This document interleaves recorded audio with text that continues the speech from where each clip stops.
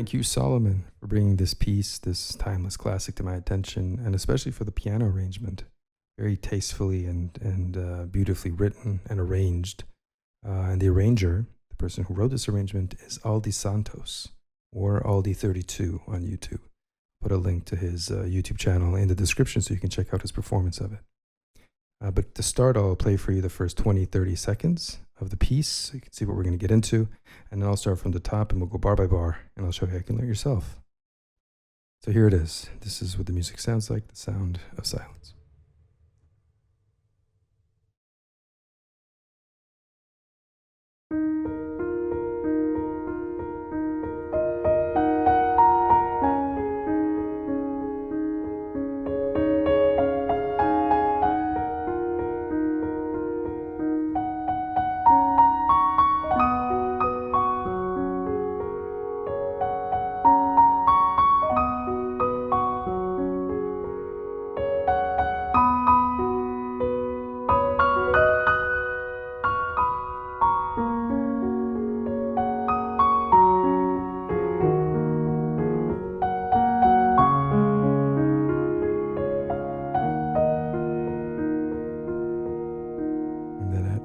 Continues.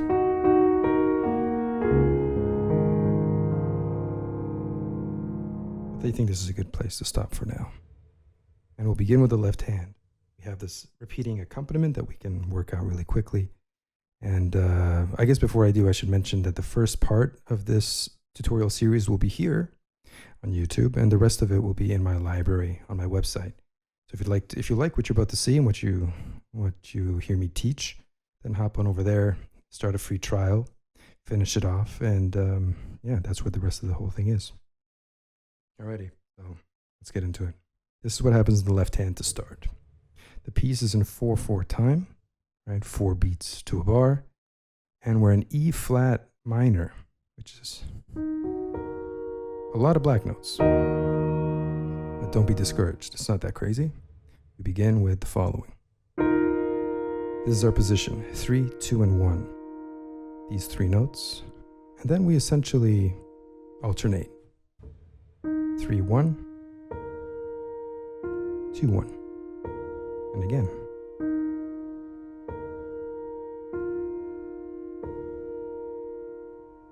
That's your first bar. All of these are 8th notes. So stitch together.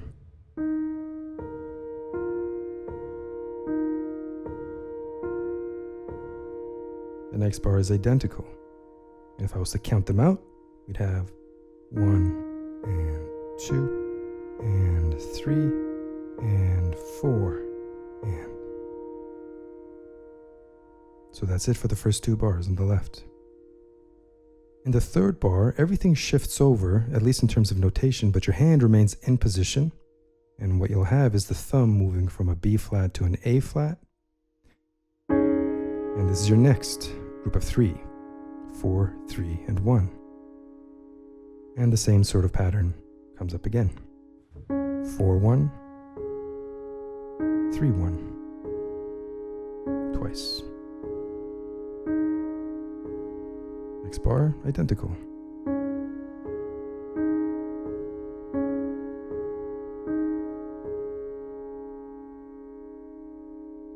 That's it for the first 4 bars. Moving on, we come back to the initial position that we started off in, and we have 1 bar only.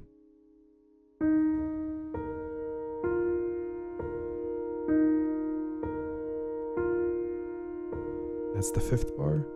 And the final bar of the phrase is just a 3. Hold for a half note, 2 beats long. Then a 4 on D flat. Again, half note, 2 beats long. That's it. It's actually quite a straightforward beginning. I'll stitch all of the bars up with the counts, and you can see how all this sounds. I'll play it at a slightly slower tempo. Yeah.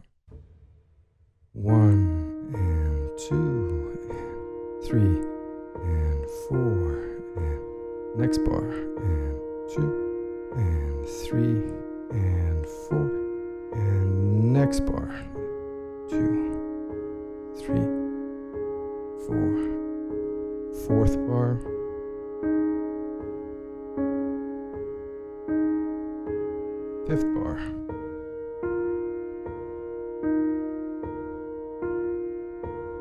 sixth bar, and 2, and 3, and 4, and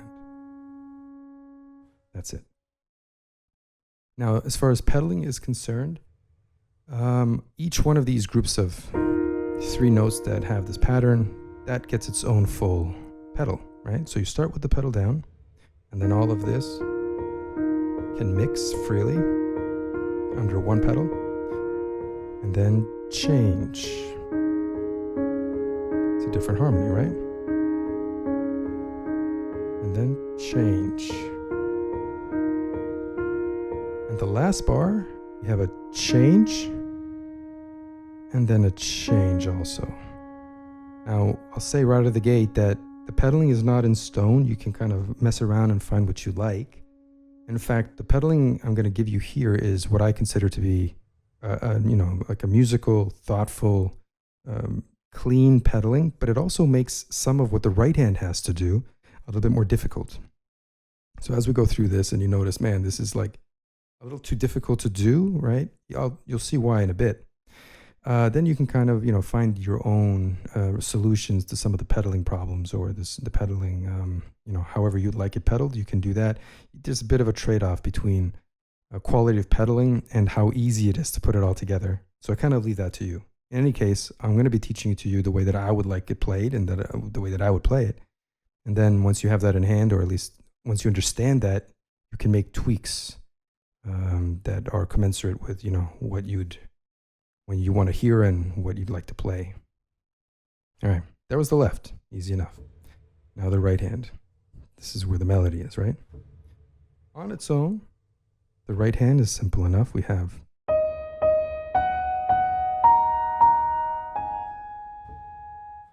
so E flat minor, 1, 2, 4. 2 times on E flat with the thumb. Second finger on G flat twice. Fourth twice. And a 3 that you hold for a while. Pretty easy.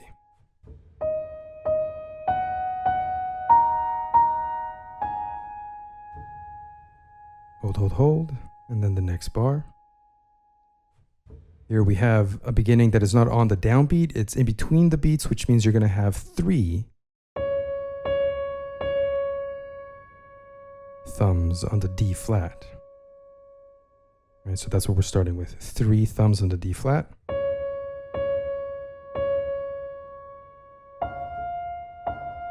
Twice on 2 on F. Twice on 4, A flat.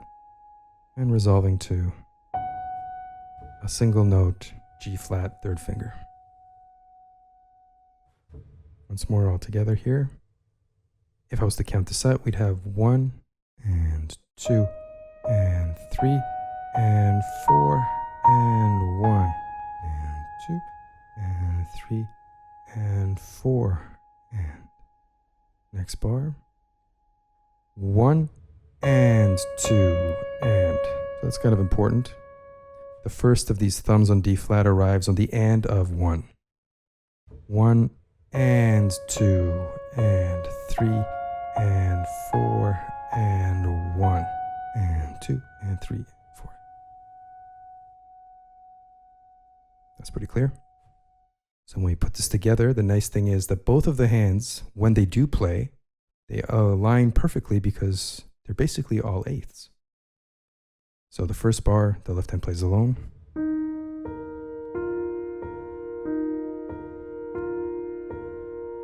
And the second bar begins alone. 1 and 2 and then on the second beat is where the thumb in the right hand begins. 1 and 2 and 3 and 4 and 1. So there's no complication here. Once the hands begin playing together on the second beat of the second bar, they just align at every moment. You just have to keep track of what each of the hands is doing, and the alignment is quite straightforward. Once more, that second bar. 1, 1, and 2, and 3, and 4, and 1, and 2, and 3, and 4, and next bar. 1, and 2, and. So that's pretty straightforward. As I said, on the end of the first beat is where the right hand comes in. 1, and 2, and. Next. 3, and 4, and we resolve, fifth bar, together. Technically, I should still be holding this with my hand, not just the pedal.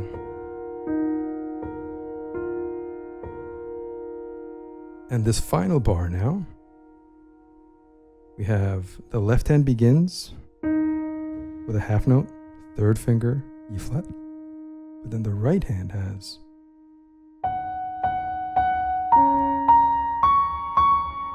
and then the next section begins. Right? So, left hand we know, 3 moving to 4. The right hand will have, if you recall, we finished on a third finger on G flat, right?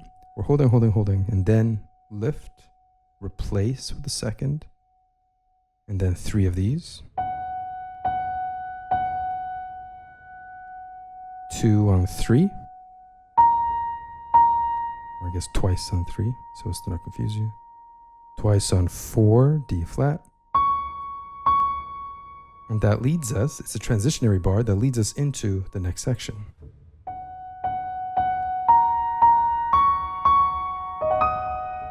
And that's where we arrive, on a little rolled chord on E flat major, E flat minor.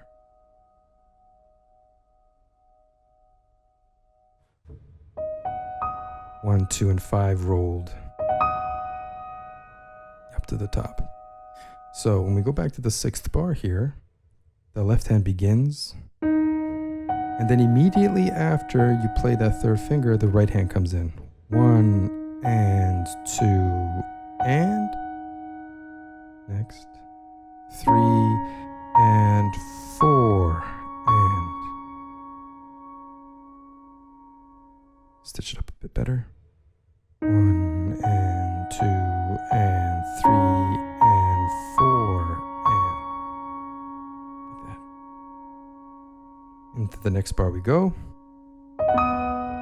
So the left, we know we have 3 to 4, and then when we arrive in the next bar, we have 5, 2, and 1. 5, 2, and 1, followed by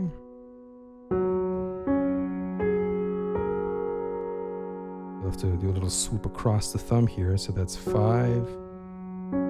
2, 1, right? Stacked perfect fifths. Perfect fifth, perfect fifth. It gives it that kind of open, suspended sound. And then across the thumb to a 2 on B flat.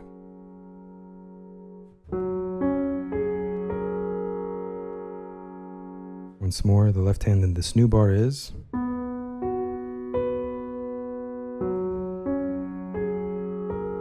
Take a few moments and learn that. Okay. Now, before I continue, and there's much to say about this next section, it's worth noting that the beginning of the piece in the left hand, this introduction, not every note is equally important. The least important notes are the thumbs. They sort of punctuate these bottoms, right? In between each of these is a thumb. And it's kind of like harmonic wallpaper. There's a hierarchy here. These 2 notes are more important than the thumb and are therefore slightly louder. Or to put it a different way, the thumb should be softer than the 2 notes below. That'll give it a sense of depth. Yeah, it'll feel like you're layering the music instead of putting everything on one dimension, and it'll kind of sound flat if you play everything equally loud.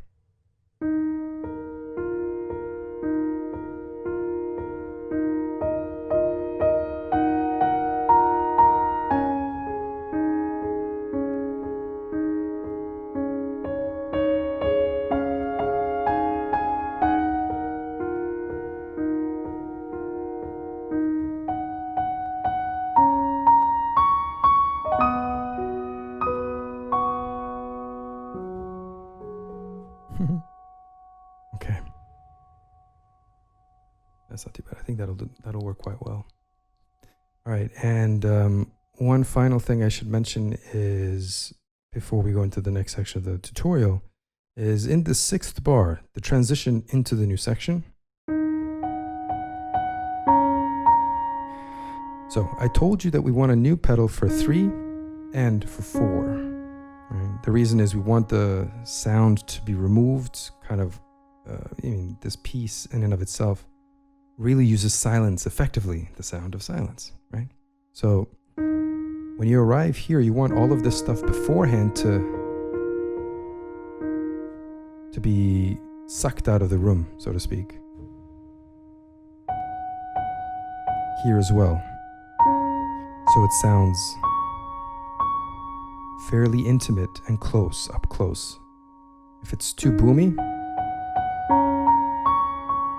it starts to kind of fill out the space and feel like, you're not quite as close to the music or to the melody as you'd like to be. So, as I said, we have a change on the 3rd, a change on the 4th, but what you'll notice, if you change the pedal on the 4th finger here, the right hand has 2 B flats. To play 2 B flats, you have to let go of the B flat and replay it. So there's a danger of, when you're changing the pedal here, of having that happen. If you change the pedal too slowly, you'll kill the first of these 2 B flats, and you'll get this kind of hiccup. And obviously you don't want that. So if you notice that happening, and it very likely will happen to a lot of you if you use the pedaling I'm giving you, to avoid that, what you have to do is change the pedal very quickly. The foot should shoot up and come right back down before you leave the first B flat. Up, down, and then you can go. Up, down, then you go. Right? My up, down, what I'm saying, when I say up, down, I mean the pedal goes up, down. Right? Up, down. And if you do it fast enough, then when the pedal is repressed, it'll be repressed before you let go of the first B flat, right? And then there'll be no hiccup.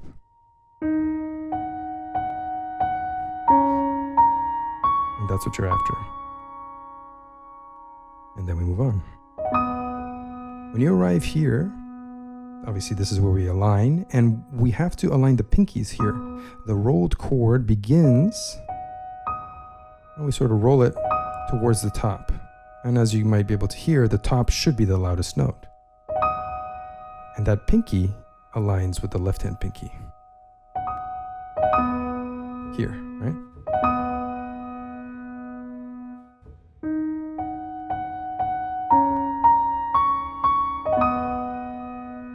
Like that.